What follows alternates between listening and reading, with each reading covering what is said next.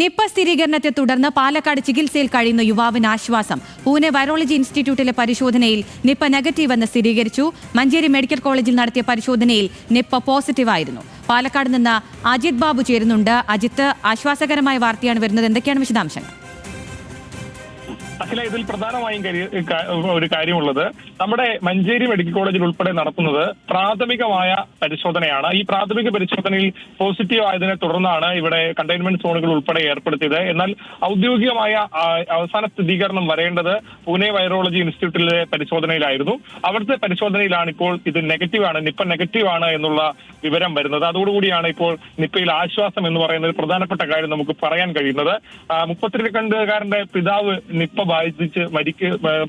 മരിക്കുന്ന സാഹചര്യം ഉണ്ടായിരുന്നു. അതിന് മുഴുവൻ സമയം ആശുപത്രിയിൽ ഉൾപ്പെടെ ഉണ്ടായിരുന്നത് ഈ മകനായിരുന്നു. മകനെ ഇത്തരത്തിൽ പിന്നീട് നടത്തിയ പരിശോധനയിൽ, പനിയെ തുടർന്ന് നടത്തിയ പരിശോധനയിൽ പ്രാഥമികമായി നിപ്പ സ്ഥിരീകരിച്ചതായി മഞ്ചേരി മെഡിക്കൽ കോളേജിൽ നിന്നുള്ള വിവരങ്ങൾ വന്നു. ഇതേ തുടർന്നാണ് ഇവിടെ നടപടികളടക്കം, ആരോഗ്യവകുപ്പ് അടക്കം നടപടികൾ സ്വീകരിച്ചത്. പക്ഷേ അവസാന പരിശോധന പൂനെ വൈറോളജി ഇൻസ്റ്റിറ്റ്യൂട്ടിലാണ് നടത്തുന്നത്. അവിടുത്തെ പരിശോധനാ ഫലം ഇപ്പോൾ നെഗറ്റീവാണ് ഉണ്ടായിരിക്കുന്നത്. അത് വലിയ ആശ്വാസമാണ് നൽകുന്നത്. പ്രത്യേകിച്ച് പാലക്കാട് വലിയ തരത്തിലുള്ള ജാഗ്രതാ നിർദ്ദേശങ്ങൾ ഉൾപ്പെടെ നിലനിൽക്കുന്ന പശ്ചാത്തലത്തിലാണ് ആശ്വാസകരമായി വരുന്നത്. പൂനെ വൈറോളജി ഇൻസ്റ്റിറ്റ്യൂട്ടിലെ പരിശോധനയിലാണ് നിപ്പ നെഗറ്റീവ് എന്ന് സ്ഥിരീകരിച്ചിട്ടുള്ളത്. മഞ്ചേരി മെഡിക്കൽ കോളേജിൽ നടത്തിയ പ്രാഥമിക പരിശോധനയിൽ നിപ്പ പോസിറ്റീവ് ആയിരുന്നു. അതിനെ തുടർന്ന് കണ്ടെയ്ൻമെന്റ് സോൺ അടക്കം അവിടെ പ്രഖ്യാപിക്കുകയൊക്കെ ഉണ്ടായിരുന്നു. അജിത് ബാബു ആണ് വിവരങ്ങൾ നൽകിയത്.